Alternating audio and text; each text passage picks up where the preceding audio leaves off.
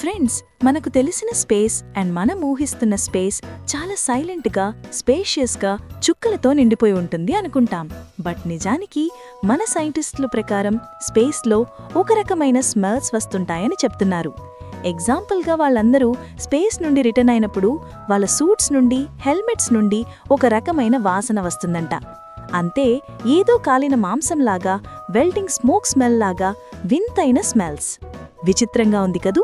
ఇది బహుశా అక్కడ ఉన్న హై ఎనర్జీ మాలిక్యూల్స్ వీళ్ళ సూట్స్ని తాకటం వల్ల జరిగిన కెమికల్ రియాక్షన్స్ వల్ల వస్తుంది అని స్ట్రాంగ్గా నమ్ముతున్నారు. ఈ విషయం స్పేస్లో ఐడెంటిఫై చేయడమంత ఈజీ కాదు, ఎందుకంటే హెల్మెట్ తీసి ఎక్స్పెరిమెంట్ చేయడం కుదరని పని. కానీ ఐఎస్ఎస్లోని ఆస్ట్రోనాట్స్ మాత్రం అక్కడ స్మెల్ ఉంది అని గట్టిగా నమ్ముతున్నారు. బహుశా ఏలియన్స్కి బార్బిక్యూ స్టైల్ ఇష్టమేమో.